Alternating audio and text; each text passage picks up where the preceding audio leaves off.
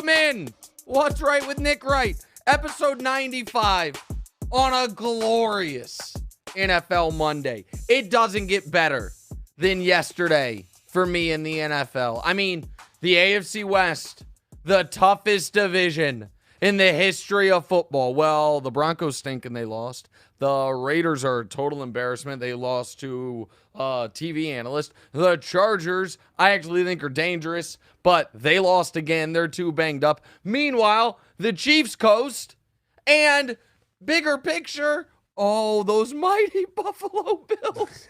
Oh, boy. So much to get to, including maybe the single greatest gambling moment of my life. The only way yesterday could have been better is if my son was there to share it with me. However, DeMonte had a little staycation, got a little spot up in the what are those mountains called? About an hour and a half north of New York. Oh, someone will tell me. I forget the name of it. This beautiful spot that had a lady come in from out of town. The Catskills. That's right, Matt Ford. So DeMonte, fresh off a nice little staycation in the New York City area, here to work. Good to see you, buddy. You know what? You want to show the evolution of our working relationship? Never once doubted, checked on you where you were at, worried about you not getting here. Not a single moment of like, when's DeMonte going to get here? I know he had a bit of a drive to get down to the studio. No problem. So let's get to what's not. By the way, that's a lie. I was furiously checking your location. No, I'm just kidding. I wasn't. I believed in you. All right, let's get right to what missed the cut for today's show. Lakers beat the Nets. Anthony Davis looked like Anthony Davis from a few years ago. Embiid, this is not hyperbole. Joel Embiid had one of the greatest regular season games anyone's had in the history of the sport. He was 2 assists and 3 blocks away from a quadruple-double and had 59 points.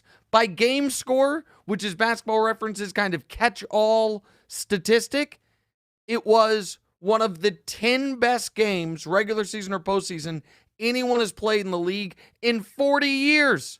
Wow. That's what Joel Embiid did last night, not on the show. Roger Goodell says 4 more years of games in Germany. I don't know if it's in the show or not. DeMonte, I told you about the flight. I told you about the time change with the Seahawks. Yeah, 100%. You were still sleeping when that game kicked off. Seattle actually got it together at the end, but you know what they looked like? Like they were sleepy. like the time change had really messed with them. I told you. Enough. And then a quarterback controversy in Arizona. Oh, I'm so mad that we weren't able to do picks once it was clear it was going to be both backup quarterbacks. Now, I did make a bet yesterday on the Cardinals +3 and the Cardinals to win outright because they were both starting quarterbacks were out, Stafford and Kyler, and the Cardinals hate Kyler. So, or at least it appears that way. So none of that is actually on the show today.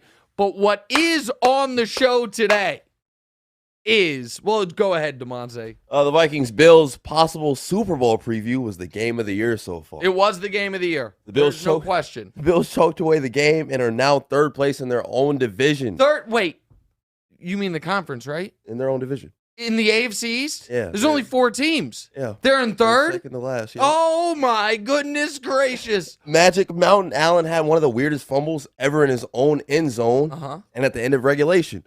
The game ended when he threw an interception in the Vikings in the Vikings end zone in overtime. Yeah. He finished the game with 3 turnovers, despite throwing for 330 yards and 84 rushing. Yeah. Bills have now lost 2 straight games and continue to prove that they can't win close games. Is it time to start asking if Josh Allen can win big games? Well, there's a lot of questions we need to ask. Here's the first question.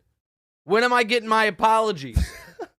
When are there going? I need apologies or resignations from fellow media members that said I was the biased one, that said I was the one who refused to acknowledge that guy who leads the NFL in interceptions, who leads the NFL in total turnovers, who leads the NFL in interceptions and fumbles combined, that guy was the best quarterback in football. Give me a break. I have a question. Yeah. Do you think that Josh Allen has not to say that you were going to compare him to Patrick Mahomes or anything, But would you say that Josh Allen has like a better surrounding cast than Patrick Well, Mahomes? this year, yes. Previous years, no. Okay. Because what we're seeing is Tyreek Hill might have actually been underrated in Kansas City. People thought of him as a top 5 receiver when he's clearly, without a doubt, either the best or the second best. The only reason I might say second best is because of Justin Jefferson. Right. More on him in a moment. But this year, yeah. And we'll get to Mahomes later, making Kadarius Toney look like the guy he was drafted to be, making it work with anybody and everybody. Second most touchdown passes in football is 20. Mahomes is at 25. He's already at his bye. He's at 25. So we'll talk Chiefs later, but I want to talk about the Bills.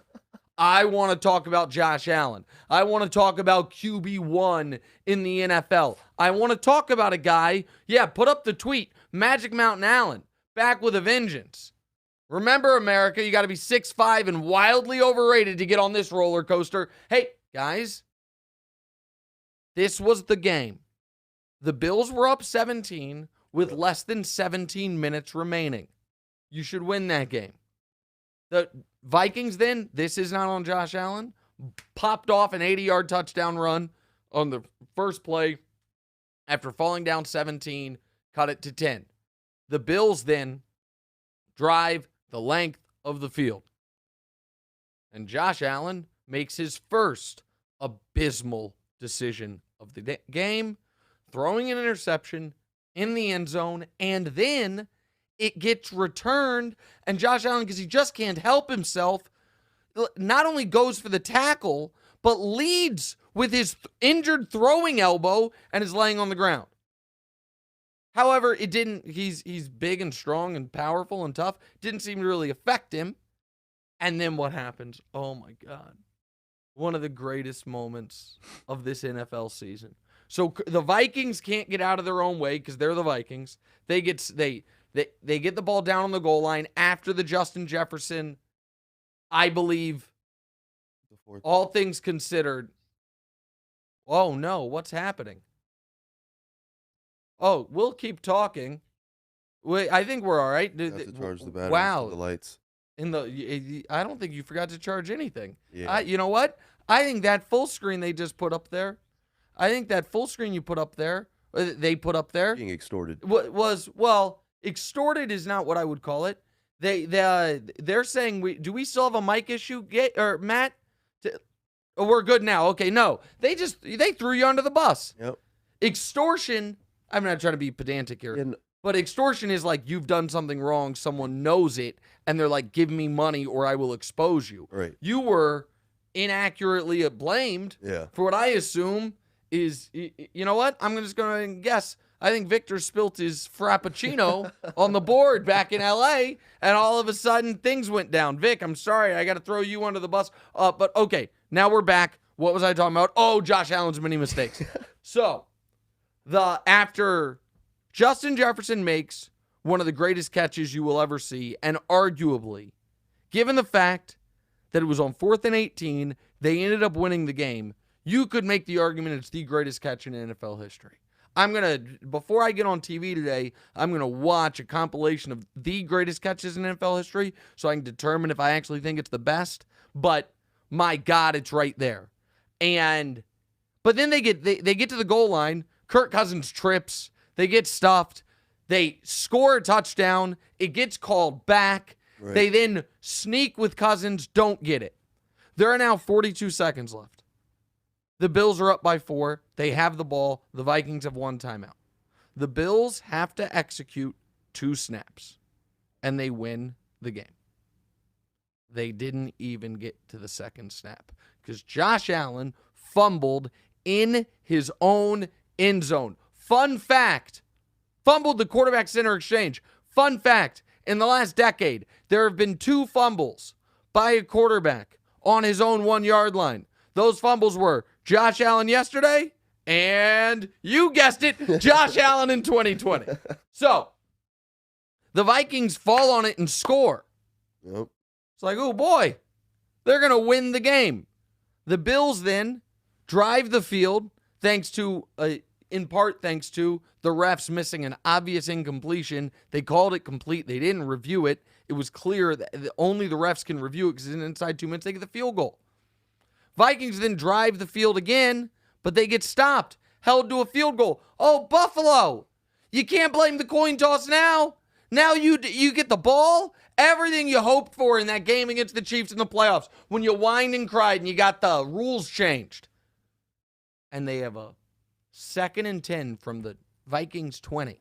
Tie is in the bag. And keep in mind, if you're Buffalo, a tie is actually not a total disaster because you were already the 1 seed. So it's obviously not as good as a win, but a tie at the end of the year could be beneficial. Right. When it comes to your division, you don't mind a tie because right now, I don't want to get into the math of it, but Miami, who's competing with you in the division, has the tiebreaker with you at the moment. So if you guys finish with the same record, then Miami's going to get it anyway. But with a tie, you can't finish with the same record. But whatever, it's 2nd and 10 from the 20. You're going to have 2 shots to the end zone, 2 shots to get a first down, and then you kick a field goal. But no, instead they got 1 shot to the end zone because old Josh threw another pick. So that's 3 fourth-quarter turnovers in a game you were up 17 with a minute and a half left in the third quarter. And now I do a sober analysis of Josh Allen's career. Year 1, people thought he was a bust. People hated the pick. When it happened, he was vindicating what the critics said about him. Year 2, steady, legitimate improvement. The Bills make the playoffs. In that playoff game, he throws a lateral over the back of his head running down the field for no reason. They lose. Year 3, the biggest leap we have seen from a quarterback from year 2 to year 3 ever, with the only close second being Tua this year. They make the AFC Championship. He almost wins league MVP. They make the AFC Championship game. They lose to Mahomes. Year 4, they go into the season with preseason Super Bowl hype. He is a preseason MVP candidate. They beat the Chiefs early in the regular season. They then go into a tailspin, lose 5 of 7, get hot at the very end of the year. He plays amazing in the 2 playoff games, kind of offset the fact that he wasn't even a Pro Bowler last year and Mac Jones was, but they lose to the Chiefs. This year, they are the overwhelming Super Bowl favorites. He is the overwhelming MVP favorite. Early in the year, they beat the Chiefs. And now it looks like the tailspin is underway. Since beating the Chiefs, they've played the Packers. They played the Packers well for 1 half. Then they were up double digits on the Jets and lost, and up double digits on the Vikings and lost. And Josh Allen keeps throwing red zone interceptions. So all I'm saying is, I told you so. That there is a legitimate debate about who is the second best quarterback in football, and he is in that debate. There is no legitimate debate about who is the best quarterback in football. He plays in Kansas City. He wears number 15, and there will be no arguments otherwise. Next. All right, now. Oh, wow. Poll question. Oh, yeah. Do you trust Josh Allen in a big game? 70% say no. 30% say yes. Yikes, how the mighty have fallen. Next. All right, now to the 2 seed in the NFC in the Vikings. After being down 27-10 late in the third, Minnesota scored 3 straight touchdowns. Justin Jefferson had an all-time catch on a huge 4th down. Kirk Cousins was clutch when he had to be, and they're always poised in these close games, man. Did the Vikings have a team of destiny feel to them at being 8-1? All right, let me talk on the Jefferson catch for a moment. It's impossible what he did. And I know people are like, oh, but they didn't score on that drive because Kirk Cousins ended up getting stuffed at the goal line. That was 4th and 18. There's 2 minutes left. Vikings have 1 timeout. If he doesn't get that, the Bills win the game undeniably. I understand they didn't score, but they got down to the inch line, which is what set up the Josh Allen disaster. Right. It's an all-time catch by a guy who has a chance to be an all-time player. I think he and Tyreek have separated themselves from every other receiver in the league. That they change the math of how good the team can be. With that said, do I look at them? Do I think they're as good as their record says they are? I don't. Do I still have some concerns, some significant concerns about Kirk Cousins, who made a couple boneheaded mistakes in this game as well? I do. And I understand Vikings fans feel this is unfair, and you know what? You should feel it's unfair. Your team is 8-1, and your one loss is to the undefeated Philadelphia Eagles. You should feel like that you should be considered a top 3 team in football. That the 3 best teams in football, in some order or another, should be the Eagles, the Chiefs, and the Vikings. And you are not quite getting that respect. I'm telling you right now, it's not just me saying it. Here's one, DeMonte. This will be, well, I don't want to give it away. But next week, the Vikings play the Cowboys in Minnesota. Vikings at home against the Cowboys. We'll talk about the Cowboys in a moment. What do you think the point spread in that game is? What do you think the line is? Vikings versus Cowboys at home. Vikings versus Cowboys in Minnesota. In Minnesota. What do you think it is? Vikings are 8-1. Cowboys are now 6-3. Minnesota minus 3.5. Dallas minus 2. Wow. So Vegas doesn't respect that's the record point either. Correct. So there is an odd thing happening right now where the Vikings, they win close games, and maybe the close games part is what people don't respect. They beat the Dolphins, granted without Tua. They crushed the Packers to start the year. They have played a soft schedule, but the Bills at Buffalo was one of the toughest games on anyone's schedule all year, and they just won, coming back from 17 down. Am I ready to call them legitimate contenders? I'm sorry, I'm not.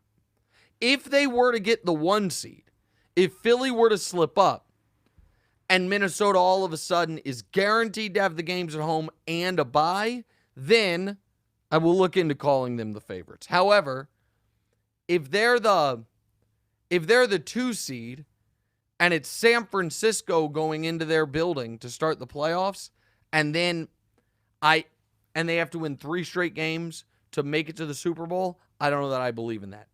Justin Jefferson's unbelievable, and Kirk Cousins is just on the you're going to have to prove me wrong list. Yeah. And I apologize for that. He also, by the way, while Josh Allen has the most interceptions in football, Kirk Cousins top 3 right now, or top 4. So, and he threw a couple in this game as well. All right, next. All right, in a do-or-die game for the Packers, Rodgers proved that he isn't completely washed, but the Cowboys had multiple turnovers and multiple breakdowns on defense leading into the overtime loss. Yeah. They're now 3rd in the NFC East, and Mike McCarthy made a very sketchy decision to go for it on 4th and 2 and OT. Does this look a lot worse for the Cowboys, or then it looks good for the Packers? I think so. Okay. I said on TV Friday that if the Packers win, I'm not going to sit here and say, oh, the Packers are back. I don't think they're back. Now, that rookie receiver, Christian Watson, right? First play of their season, they script up a 75-yard bomb to him. He's open. He drops it. He didn't have a single touchdown catch all year. He had 3 yesterday. And his speed and athleticism and ability to get open, that could help Green Bay immensely. However, this was more an indictment on Dallas than it was a compliment to Green Bay, in my opinion. Yeah, it's scary. Dallas's run defense has been their one problem throughout the season, and then questions about, is Dak, how good is Dak is really? And Dak had a couple bad interceptions early when it looked like the Cowboys were just going to be able to run away and hide in this game. They went up 7-0. Rodgers fumbled. They had the ball inside the 20. Dak threw a pick. He then threw another pick immediately after. I understand CeeDee Lamb might have run the wrong route. Still back-to-back picks. But the real reason people don't believe in Dallas is, I guess it's twofold. One is questions about Dak, but the other is the coach. And McCarthy's decision to not kick the field goal in overtime was baffling to me. And here's the other problem. It was 3rd and 3, 3rd and 4. They're on the 35-yard line, so it'll be a 52-yard field goal. I understand it's outdoors and it's cold, but that's in your kicker's range. However, if you think you're right on the edge of the range and you're not going to kick it, or you might not kick it, how do you not run the ball on 3rd and 3 to see if you pick it up because they're expecting a pass, or get it, if you know you're going for it on 4th, try to get it to where it's 4th and 1 and you have everything available to you. It didn't seem to me by their play call on 3rd, they knew they were going for it on 4th. That's problematic in my opinion. Yep. Like one of the benefits of going for it on 4th downs is you do have a lot more flexibility on 3rd downs. It can be 3rd and 7 and you can run the ball. 3rd and 3, you certainly can run the ball. But here's the other thing. After you don't get it, that Cowboys defense is supposed to be the calling card. It's supposed to, you had a 14-point lead in the 4th quarter with that Cowboys defense. Micah Parsons, I'm told, is Lawrence Taylor. Now, I think Micah Parsons is excellent, but it's not like Green Bay's offense has been humming all year. Right. They've been doing nothing. You let Green Bay have its first explosive scoring game of the year. You had a coaching, every potential red flag for the Cowboys popped up in this game. McCarthy did McCarthy stuff. Dak made some boneheaded mistakes, and the defense, I don't want to say got exposed, but didn't exactly bathe itself in glory. All of that is problematic if you want me to believe in the Cowboys as a Super Bowl team. And now here's the other thing. The Cowboys are going to make the playoffs, but do I trust Dallas? Dallas still, going into yesterday, was another team that was going to have an outside shot of the 1 seed because they get Philly again, right? Right. And Philly is again, it was going to be hard, but Philly has to play the Giants again. They have to play them. They have to play Washington twice. Washington's all of a sudden not a total pushover. Philly was going to have a couple losses coming up. And if Dallas, could have beaten them, could have handled the Giants, they were there. Now, if the playoffs start today, Dallas is the 6th seed. And so that's a bad loss. It's a bad loss in particular because you had control of the game twice. You had control of the game up 7-0. The Packers turned the ball over. Chance to go up 14-0. You had control of the game again up 28-14 in the 4th quarter. So that's a bad loss. By the way, previous poll question, you can ask or give comments or ask questions in the chat. We'll do those in the C block. Was Justin Jefferson's catch the best catch ever? 67% say yes. There are a couple catches in the Super Bowl that the helmet catch, obviously the Tyree catch, kept the Super Bowl alive. And about that one with the guy, just when he was on the Patriots, the ball was like falling on his leg. So I was about to say that. Those are the 2 catches in the Super Bowl that they kept the game alive, and that team ended up going on to win. Right. Those catches are the most important catches ever. This style points. And the importance was about as important as a catch can be in a regular season game. Right. So on that scale, it's a 10 out of 10, but obviously pales in comparison to a playoff game or a Super Bowl. But on degree of difficulty, the only thing that comes close to this is the Odell catch. Right. The Odell catch and this catch. So the Tyree and Edelman catches are at the very, very top of the list. But if you remove the added bonus points you get from it being in the Super Bowl, this would be the best catch ever. All right, last one. Jeff Saturday's Colts went on the road and shocked the Raiders. Sorry about your picks. Listen, that's all right. Nobody expected that. Hey, well, I'll explain in a moment. By the way, Washington covers tonight. We have another winning week. It's back-to-back winning weeks, so we're just fine. I'm rooting for you over here. Thank you. Go ahead. Saturday put Matt Ryan back in the lineup, and he looked pretty solid. Mm-hmm. Meanwhile, this season is a complete disaster for the Raiders. Derek Carr cried in his presser talking about it. More impressed with Saturday and the Colts or embarrassed by McDaniels and the Raiders' dumpster fire? Okay. I'm going to say something here that might be a little controversial. The NFL needs to heavily fine Jeff Saturday. Fine him. Yeah. You have gambling partners. Gambling is legal in a lot of places. Are you saying for putting Matt Ryan back in the game? Yes, I'm saying for start. He didn't start Ellinger and then go to Ryan. They They said all week Ellinger was the quarterback. Ellinger was listed as the starter. He then started Matt Ryan. Obviously, part of the math on betting against the Raiders, betting against the Colts, on doing all of that, is the fact that I thought Sam Ellinger, a 6th-round pick, a second-year player, was going to be playing. He's been terrible. And then you start Matt Ryan. So you're just pissed that he messed. Well, you're not allowed. There's a reason you have official depth charts. There's a reason you have to give injury reports. That's BS, man. It's just not right. Now, I'm not going to act like Matt Ryan's great, but Matt Ryan is either horrific or it's like, oh, that's Matt Ryan, the guy I picked to win 11 games this year and win the division. I would have never laid almost a touchdown with the Raiders, and no matter who the coach was. That's just outrageous. I can't believe it's not a bigger story. It's not right. You can't screw around with that. Like, people gamble on these things. And it's legal to gamble on these things. And there's betting partners. And at his introductory press conference, he said we're sticking with Ellinger. The owner who if I'm Frank Reich, by the way, I am beside myself. Frank Reich wanted to stick with Matt Ryan. The owner said, you have to go to Ellinger. They then are terrible for 2 weeks. So they fire him.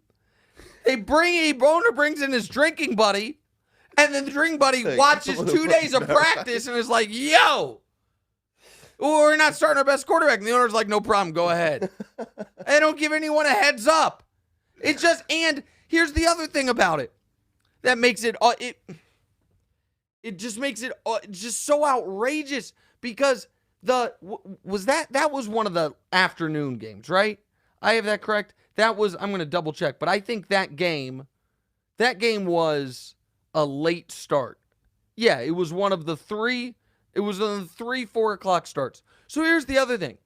Because, yes, there were reporters in the 30 minutes before the game tweeting, Matt Ryan's taking snaps from the starting center. That's weird. A couple things. One is, if you have the Raiders in a tease, those bets are in by 1 p.m. Right. Second of all, that game, those tweets are going out during the end of Vikings-Bills. Like, right. Yeah. It's just outrageous. It's just really outrageous. You're set up. And the fact that the game happened in Vegas makes it more insulting. It's the gambling capital of the world. Now to the Raiders.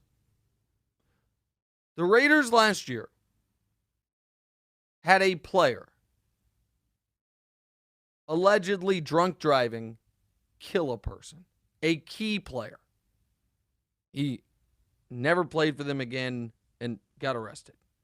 They had a coach who's one of the most powerful coaches in the league, controlled every part of the team, fired because racist emails got exposed and he was forced out. They did not have Davante Adams last year. That team made the playoffs and had a chance in the final moment of their playoff game to beat the Bengals. That team has none of that going on this year, added Davante Adams, and they are maybe the worst team in the league. Josh McDaniels should be so mortified by what has happened there. They are 2-7. They just lost to Jeff Saturday. Their only wins this year are against the Texans and Russ. That's it. They have lost to the Prince that was promised. They got shut out by the Saints, who are awful. Right. They lost to the Colts, who had given up on the season. They lost to the Cardinals, who stink. This team, it is. Davante Adams and Aaron Rodgers need each other so much. Well, it's an interesting question is this. if the Packers move off of Aaron this summer, would the Raiders try to trade for him? Reunite Devontae Adams and Aaron Rodgers. It's an interesting idea. All right. There's a lot there. We still have not talked about Sunday Night Football. We still have not really talked about the Chiefs and the single greatest gambling moment of my life. In fact, we will start the next segment with the single greatest gambling moment of my life. That's next. What's right?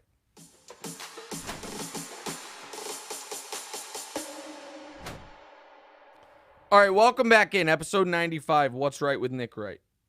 So we're gonna get to your comments and questions in a moment, or in the next segment. But first, I'm gonna text you, DeMonte, because I don't want to hand you my phone, because I want this to be a fun reveal. Okay. What happened yesterday when I was gambling? So I don't typically make single game parlays. You know that. Yeah. I'm more of a straight bettor. However, and I'm not going to say the betting outfit that I use. For this one, there's a site, legitimate, regulated site or whatever, that has given out some pretty good odds on single game parlays that you can't get elsewhere. And so yesterday I had the 5 bets from the show. I did end up doing a 7-point teaser.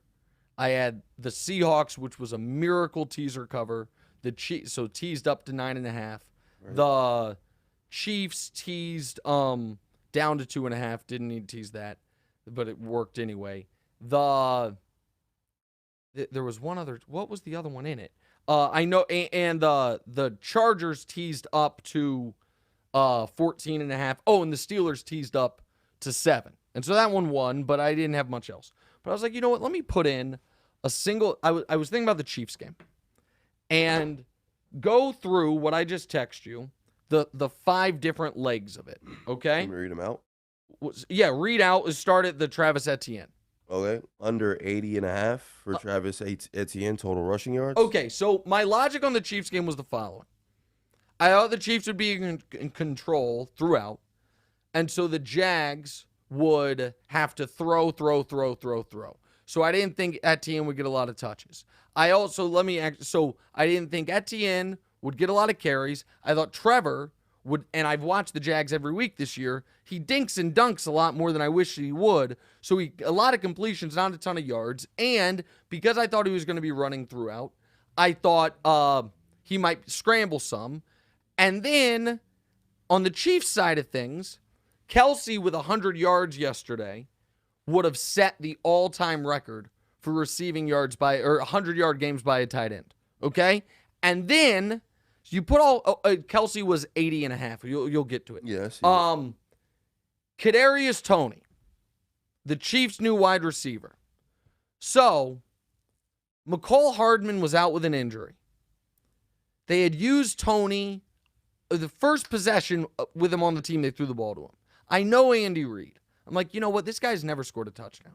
He's going to try with a full week of practice to get him in the end zone. Yeah. So, tell the audience the 5 legs of that parlay. So I already said the Travis Etienne under 80.5. What else? Travis Kelsey over 80.5. All right, more on that in a moment. Go ahead. Total receiving yards that we got. And if Trevor Lawrence total passing completions over 23.5. Right. So everyone knows where we're at on these, and we'll get to the Kelsey one in a moment. Etienne, we had under 80.5 rushing yards. He ended with 45. Lawrence, we had over 23.5 completions. He ended with 29. Right. We'll do Kelsey in a moment. What else? Kadarius Toney to score a touchdown. He scored the first touchdown of the game. He ended the game with, as far as total yards, he had 90 total yards, 6 touches, and a touchdown. Yep. And then over 17.5 rushing yards for Trevor Lawrence. Yeah, Trevor had one big scramble of 18, which got it by itself. He ended with 26. Okay? Yep. So now to Kelsey. Kelsey had a 46-yard catch almost immediately. Then did nothing. And the Chiefs were crushing him. Going into the final drive of the game, DeMonte, He had 77 yards receiving. Right. I need 81. But the Chiefs are up 10 and just trying to run out the clock. And I'm like, oh my God. He's not going to get it. Like, they're just going to run. And if they get stopped, they're going to punt with like 2 minutes left, up 10. 4th and 2 at the Jags 35-ish. They go for it to just put the game away. They throw to Kelsey. He gets it. And then, as if he knew the prop was 80.5, after getting the first down, lunged. It was 4th and 2, not 4th and 4. Lunged for an extra yard.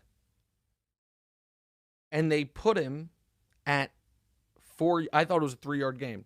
They called it a 4-yard game. So we finished at 81 yards, and the Chiefs took knees. That's like the type of thing you want to hug him. So, you're going to see how much I wanted to hug him in a second. Do not say this on the air. But I have now texted you the next picture, which has, look at the bottom of it. It was a 40-1 bet. 40-1 for those. Oh, we're in there. Look at the top. Look at the current balance. Oh, 40-1. Yo. That's amazing. On a Travis Kelce dive, the Chiefs went for on the. Bro. I mean, you know what I said? Don't say it. Let's go ahead and say it. I won $32,000. 40-1. Crazy. I won 32 grand because Kelce dove at the end. Is that not the most unbelievable thing you've ever seen? I'm really mad I wasn't there for that. Oh my God. That's amazing. And then he dove, and I was like, I don't know if that's 3 yards or 4 yards. And now they're taking knees. Like, game's going to be over. Yeah. So I check the Yahoo Sports app, and they have him at 81. And I'm like, oh, God. So I'm like, but I don't know if that's official. So I go to NFL.com, and they have him at 81. And I'm like, is there going to be stat correction? Like, what's going to happen? I was just worried, and I'm like, oh, it was too good to be true. Then I'm like, oh, it's so close. Like, they're probably going to wait to pay out. Credit to the book. Within 2 minutes of the game, paid out. Oh, my goodness. Oh, man. my God. Isn't that unbelievable? That's unbelievable. That's some And I pretty don't heavy even stuff right make there. single game parlays typically. Like, I knew they were going to try to get Tony a score. Right. So I'm like, I felt like that was like even money, and it was like 6-1. Right. So I'm like, let me just build out something with that. And I feel great about it because the money, obviously, but it was not just like random clicking of buttons. It was the exact game script I thought, with the like I knew. It was a thought process. I knew that Trevor would throw the ball a ton. I knew that at some point he'd run for his life. I knew Etienne wouldn't get a bunch of carries. I just needed him not to break one. Right. But where I was wrong on, I thought the Chiefs cared about Kelsey breaking this record at home. Right. They didn't. But Kelsey did. But Kelsey, he didn't even. It's not even like that was for 100 yards. Right. That was just for me. Dude, that was just for me. Oh my God! And then Demonte, you have to understand how my day went. That happened at 3:58 p.m. Eastern. Right. At 4:04 p.m. Eastern, Josh Allen fumbled in the end zone. And then at 4:20, he threw a pick to lose the game. It was, I was home all alone. Your mom and your sisters were gone. It was just me and Dexter. Just me and the dog. None of my friends came over to watch the games. You were gone. No one was there. And I'm just sitting there like, did this just happen? Am I having a dream? So, hey, man. With that said. What a Sunday. Yeah. What a Sunday. Weekend after Thanksgiving, the week after Thanksgiving, going to Vegas. That's booked. It's booked. Oh, hey, it's so good. All right, sorry for the long story. I hope it was worth it. All right, let's get to the actual B block now. Go ahead. Worth it. All right, Sunday Night Football. The 49ers picked up a big win against the Chargers last night. Yep. Some odd coaching moves by Shanahan at the end meant you covered your +7. That was crazy. Shanahan kicking. There was a minute left. They have 4th and goal from the 1. They're up 3. And they kick the field goal. Now, they ended up winning anyway, But I just don't understand the logic of it. Like, if you Shut it go for it and you score, the game's over. Right. If you go for it and you don't get it, They get it at the yes, I understand. Now a field goal ties, but they're at their 1 yard line. So they've got to go 65 yards, right? Right. To tie the game. So you have 65 yards to get in field goal range, okay? Right. If you kick the extra point, or I'm sorry, kick the field goal, you're up 6. Let's just Now they're assume getting you it at kick the off. 30, Now assume you 35. kick off and they kneel it. Yeah, now they have to go 75 yards instead of 65 yards. But the 75 yards wins the game. It beats you. And they're not backed up on their own end. Like, I couldn't believe it. I thought it was such a bad decision. But because he did that, I had the Chargers +7 in our picks here. Right. If he would have punched it in, they lose by 9 or 10. All right, next. Go, sir, keep going. Sorry. He's Nathaniel Hackett's guy. Yeah. San Fran is now only 1 game behind the Seahawks in the NFC West. 2 questions. Do you like Seahawks or San Francisco to win the NFC West? And how is it that every AFC West team except for Kansas City turned out to be trash? Well, I don't think the Chargers are trash. The Chargers are very, very injured. And if they get healthier, I think the Chargers absolutely could beat the Chiefs this week. Because here's the thing. If the Chiefs win this week against the Chargers, they are 8-2. The Chargers go to 5-5, and the Chiefs swept them. Right. So that would mean that if the Chargers lose this week, they would have to, if they then won the rest of their games, if they could finish 12-5. The Chiefs would have to finish 11-6 from 7-2 for them to win the division. You understand what I mean? Like, so if the Chiefs, let me say that better. If the Chiefs win this week, they're 8-2 and the Chargers are 5-4. Or 5-5. Even if the Chargers then went undefeated the rest of the way, that would get them to 12-5. Right. They would need the Chiefs from 8-2 to finish the year. Is that right? Yeah, 3-4, or else the Chiefs win the division. So this is the division championship this weekend for the Chargers. So I expect their absolute best punch, but if they're that injured, it might not matter. So now to your question on the NFC West. San Francisco's better than Seattle. The question is the schedule they have left. So they have a game against each other, and it's in Seattle, but San Francisco already beat them. San Francisco has 2 left against Arizona, a game against the Raiders. San Francisco, right now, to me, looks like they should be the favorites. Let me see what Seattle's schedule's looking like the rest of the way. Oh, Seattle's got, a soft one. Raiders, Rams, Panthers. That game against the Niners. Chiefs, that's brutal. Jets, Rams. Oh, gosh. I don't know who I favor to win that division. Neck and neck there. Neck and neck. I know this is going to sound corny, that it's going to come down to the game between the two teams. I wonder who the Vegas favorite is right now. Probably San Francisco. Oh, San Francisco minus 220, Seattle plus 200. So they consider San Francisco a sizable favorite. Right. Let me put it like this. I consider San Francisco the favorite, but I wouldn't lay minus 220. The divisional odds right now, by the way, if people care, the Bills down to minus 180 with the Dolphins up to plus 240. So the Bills, not heavy favorites to win the division anymore, just favorites. Right. Ravens minus 490, the Bengals plus 490. The Titans minus 550, the Prince that was promised plus 750, and Indy plus 950. The Chiefs minus 1250. The Chargers 10-1. So that means Vegas thinks the Chiefs have already won the division. So then imagine if they beat them this week and then they swept them and they are 4 games clear of them. Yeah. Eagles minus 600. Dallas plus 750. Still no respect for the Giants plus 1,300. Vikings minus 3,000. Green Bay 20-1. Tampa minus 420. Atlanta 6-1. And I just told you San Francisco. All right, let's get to our game. What's our game today? Today we are playing right or wrong. Yep. Over the past month, no one has exploded more than Justin Fields. The Bears may not be winning, but the future is definitely bright in Chi-Town. Right or wrong, Fields is a top 10 quarterback. Right now, I say he's not a.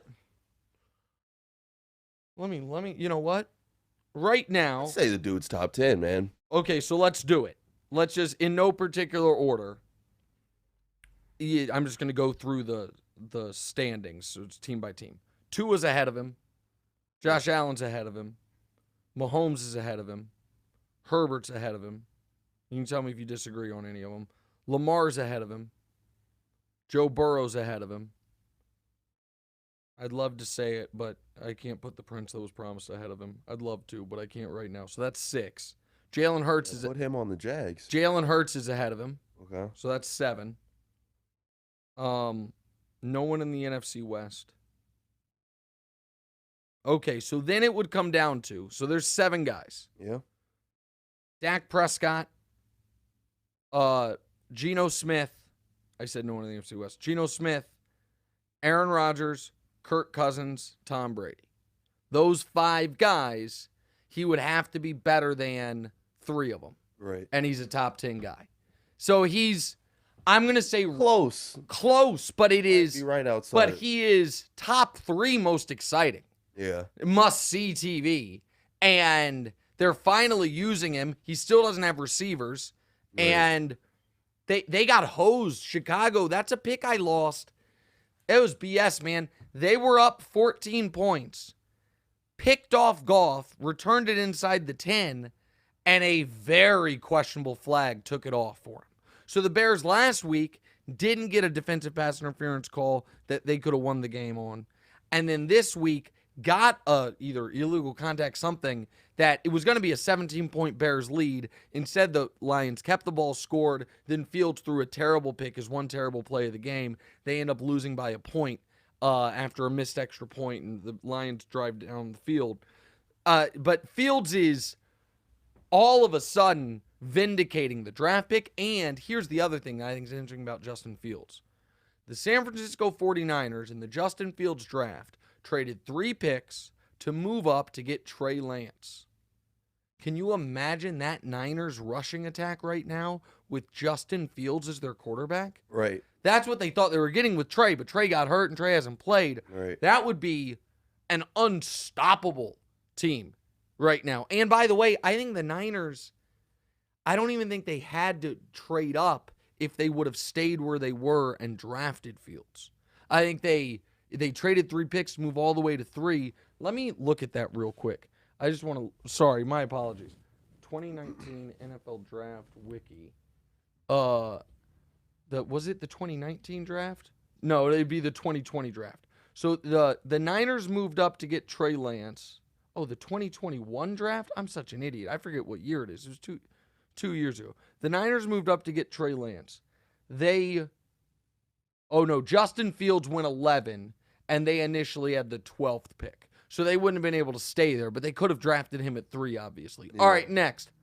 Despite a late push from Geno Smith and the Seahawks, the Buccaneers became the first team to win an NFL game in Germany. They're now first in the NFC South. Right or wrong, the Bucs have turned the corner. That's right. Hasn't lost since the divorce. Correct. And now on a bye. Won, that stirring victory against the Rams. They didn't play well, but they stole a win. They then go to Germany, played really well early. Now, Geno, I give Geno credit. Geno, after a terrible fumble, made some unbelievable plays to make this a game, including one of the best passes of the season, the 4th down touchdown. But all of a sudden, with the Falcons are stumbling, having lost 2 in a row. Tampa has won 2 in a row. Tampa has the bye. Then the Browns before Deshaun comes back, right? Then the Saints, who are awful. Then they're at the Niners, home for the Bengals. Those are 2 tough games. And then they finish the year at the Cardinals, home for the Panthers, at the Falcons. Feels like a team that is going to turn 3-5 into 10-7. feel good about themselves, and be hosting, as I've been telling you all year, hosting Daniel Jones in a playoff game. Especially now that Dallas has stumbled, the Giants are even more likely to be that 5 seed. Tampa's the 4. So I see a world where, I keep saying it, people think I'm crazy, where Brady's path to the Super Bowl is,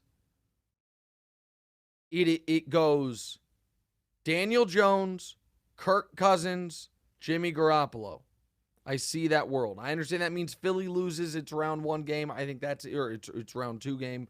We'll see what the matchup is, but I think San Francisco could give Philly real trouble. I see that world, and by the way, in that world, they would maybe be hosting the NFC Championship game.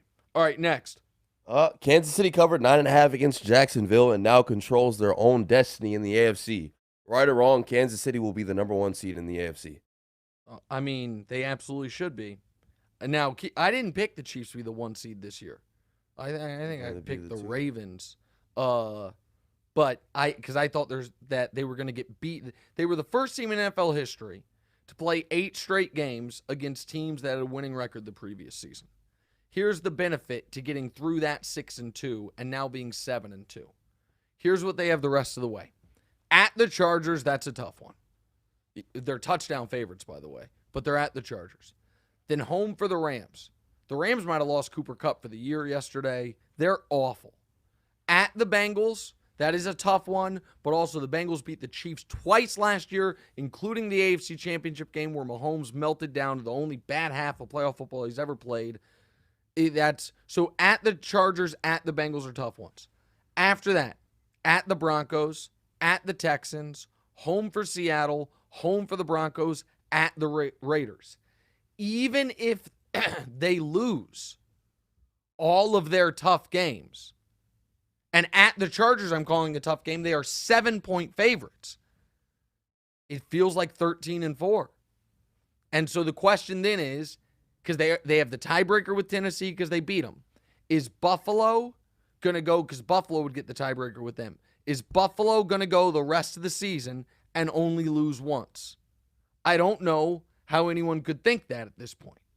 And so I don't know how the tiebreaker with Miami would work if they finished with the same record to go to conference record. I don't think the Ravens are only going to lose one more time the rest of the way. It's looking like the old Arrowhead Invitational is on once again. And a bye for this team with no Tyreek Hill after that schedule would be unbelievable. And right now, unless the Eagles go undefeated, there should not be a debate about who league MVP is. It's Patrick Mahomes. Next. All right.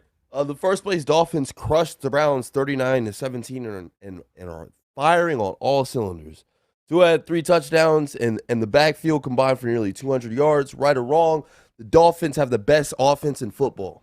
No, I think they're the second best offense. After the Chiefs. Well, yeah, I mean, but that's not like right now, if we the Dolphins have played one more game than Kansas City, okay? So the Dolphins have played 10 games, the Chiefs have played 9. The Chiefs have scored 270 points, the Dolphins have scored 250 points. So, like, the Chiefs have scored 20 more points in one less game. The Chiefs are averaging exactly 30 points per game. The Dolphins are averaging 25 points per game. Now, you can be like, oh, well, they didn't have Tua for 2.5 of those games. That's fair. I still think the Chiefs have the best offense, but the Dolphins are legit scary.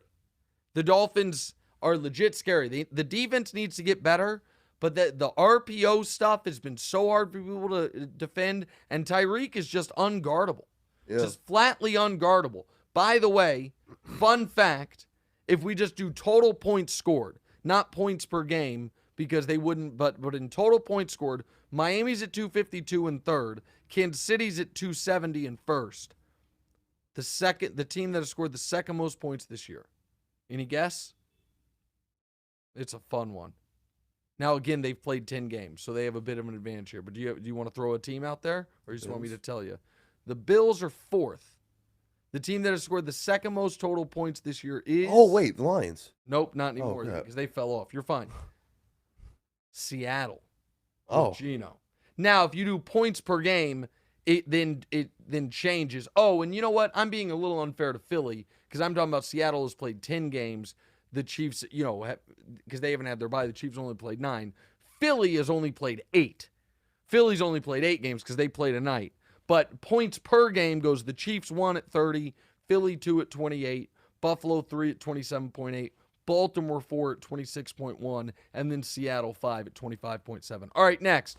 All right, just when you thought the Rams season couldn't get any worse, Cooper Kupp went down with a leg injury and a loss to the Cardinals. Right or wrong, the Rams won't win another game without Cooper Kupp. Oh, well, that's interesting because I think Kupp's season's over.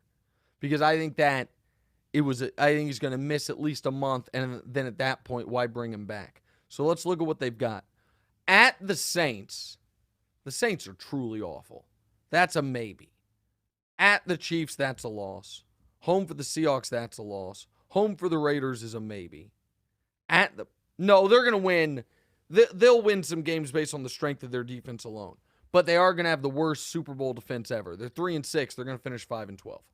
I think they're a 5, maybe 6 win team. And they don't, by the way, here's another thing. Here's what the Lions have going for them. They have the Rams pick. So let me check this real quick. Is Tankathon a thing for the NFL? I think it is. Draft order right now.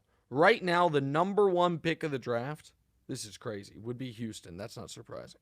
Number 2 is Las Vegas. Number 3 is Carolina. Okay? Number 4. Right now, the 4th pick of the draft would be Philly. Because New Orleans traded them their pick. Wow. Number 5 is Jacksonville. Number 6 is Chicago. Number 7, Seattle. Because Denver traded them their pick. Number 8, Detroit. Because the Rams traded them their pick. Number 9, Houston, because Cleveland traded them their pick. First and 9. And then, Houston would have, right now, Houston would have 1 and 9. Detroit would have 8 and 11. Seattle would have 7 and 22. And Philly would have 4 and 32. It's pretty unbelievable. And by the way, I guess actually, it wouldn't be 32 for Philly. It would be 31 because there's only going to be 31 first-round picks this year because Miami forfeited their pick for tampering with Tom Brady for trying to get Tom Brady. So right now, it's a really interesting subplot that Philly could end up with a top 5 pick and Seattle, 2 teams that are going to be playoff teams. Either one of them could have top 5 picks because of trades they made. Houston, by the way, Cleveland, Houston's going to have a top 3 pick from themselves, plus wherever Cleveland lands. And then Detroit is going to have legitimately potentially 2 top 6 picks, their own and the Rams. Right now, there are 9 teams that have 3 wins. So right now, for example, Carolina's slotted to pick 3rd at 3-7, and Detroit, with their own pick, is slotted to pick 11th at 3-6. That will sort itself out at some point. Yeah. But Philly, what a trade, man. And it's not even and New Orleans, at least with Houston, it's like with Cleveland, it's like, well, they got Deshaun Watson. And with the Rams, like, they got Matt Stafford, they won a Super Bowl. And Denver, he's been terrible, but it's like they got Russell Wilson. What the? That Philly trade is crazy. Yeah. It was during the draft. I got to look this up real quick. 2020. Sorry, and then we'll move on. But I knew that Philly had the Saints pick, but I forgot what it was for. So, Philadelphia. So, here we go. The Saints wanted to draft Trevor Penning, an offensive lineman who's been hurt all year. So, the trade was, let me see, number 16. So, the trade was, sorry, I apologize. I just want to get this exactly right. Philadelphia traded.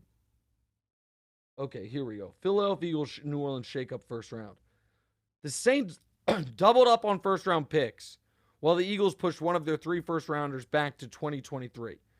The Saints got the 2 first-round picks, number 16 and 19. The Eagles got number 18 and a first-round pick next year, plus a second-round pick 2 years later. That is unbelievable. So the Eagles had 16 and 19. They traded those 2 picks for the 18th pick. So they basically, to call 19 and 18 a wash. So take that out of it. Right. What they essentially traded was the 16th pick of the draft for, which is I think how the Saints drafted Chris Olave. So give them credit. He's a really good player. So the Saints traded for the right to draft Chris Olave, or is that who they ended up? No, then they traded that again. But what they ended up using it to draft the guy. Regardless, they got, this is unbelievable. For the number 16 pick, they got next year's first, which is going to be a top 8 pick, and a second 2 years later, and a third next year. The Saints are such dopes. They're just so bad at this. And they have no way to rebuild. That's terrible by them. There's my take on that trade 6 months later. Yeah, we'll be right back. What about Cooper Kupp, though? Say it again? What about Cooper Kupp? What about him? What about Cooper Kupp? No, it's just the question. Oh, I thought you said Cooper Rush. No. I answered. I said I thought the Rams would win 2 more games. Yeah, and then we got to the Saints and how bad their draft. Yeah, because we were talking about the Rams not having a draft pick. Right. It's a podcast, man. My mind wanders. You guys are lucky I even showed up today. Did I not mention I won 32 grand yesterday? My God. We'll be right back answering your questions. What's right?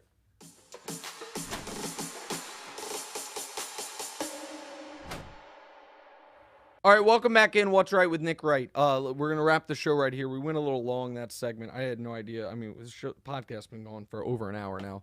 Monday shows are long, though. All right, DeMonte, read some of these questions before we move on. These people in watching on YouTube, they suffered through my relitigation of the 2022 NFL Draft. That probably wasn't great editorial decision by me, especially just Googling it live on the show. My apologies. All right, go ahead, DeMonte.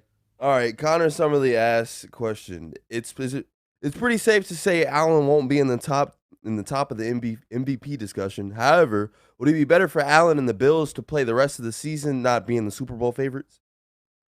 Oh, I mean, I don't. What would be better for them is their quarterback stops having egregious turnovers. I don't think it's about, we thought we were too good. It's not like they're taking teams lightly. They are building big leads and blowing them. They built a big lead against the Jets and blew it. They built a big lead against the Vikings and blew it. They need their quarterback to stop turning the ball over. Yeah, and then how do you even take the Vikings lightly? Yeah, I mean, that's the thing is you need your quarterback to play, forget like an MVP.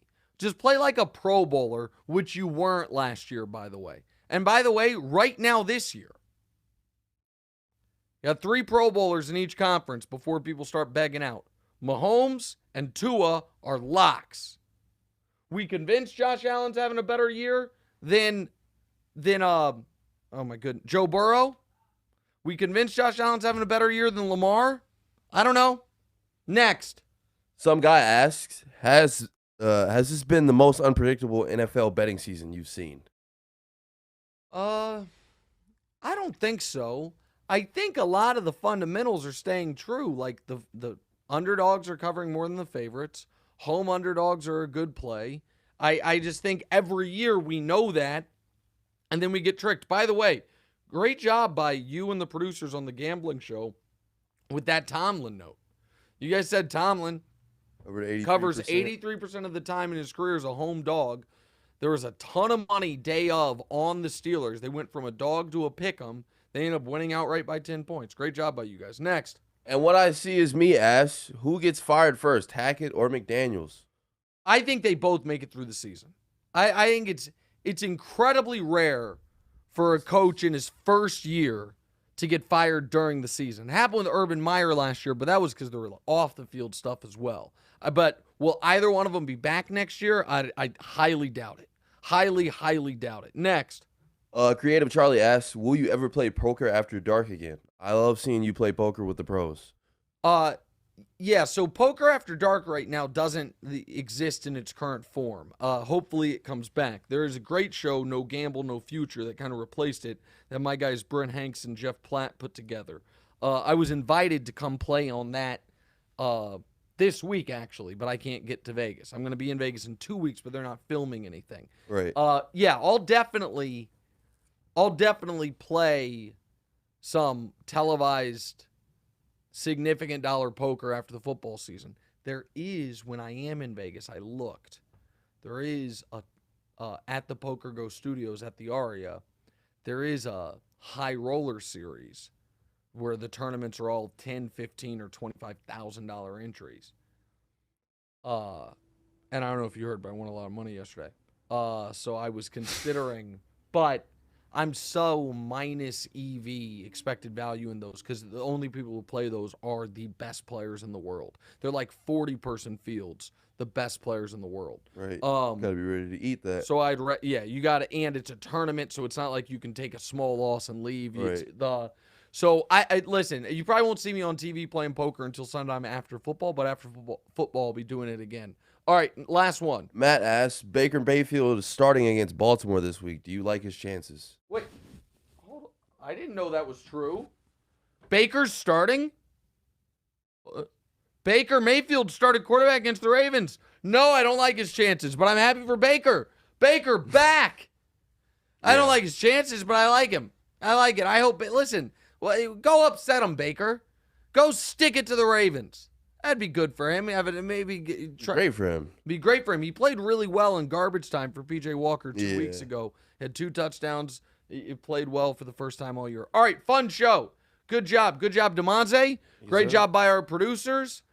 We appreciate you guys watching. As I just checked, sorry to end on a down note, but as I just checked the Google News on the Baker thing, I'm seeing a really horrifying story out of Virginia about a shooting, and members of the football team, at least 3 members of the football team, were killed in a shooting. They don't seem to have a ton of information. So any of our listeners in that or viewers in that area of the country, obviously our thoughts with you guys. That's a horrible, horrible story, and I hate to end the podcast on that, but it's breaking news as we're here on the air. So thoughts, and if you're the prayerful type, prayers please with the University of Virginia and their families and everything going on there. And we will be back with you guys on Thursday. Hey, it's Nick Wright. Thank you so much for watching. Please do us a favor. Click subscribe. It helps my ego, and DeMonte's got a financial bonus writing on a number of YouTube subscribers, so help him out. And also, click the bell. I don't know what the bell does, but they tell me to tell you to click the bell. And your audio listeners, people that have commutes, drives, whatever it is, subscribe to the podcast as well, wherever you get the podcast. Same show, just in your ears instead of through your eyes. All that. Check it out. Appreciate y'all.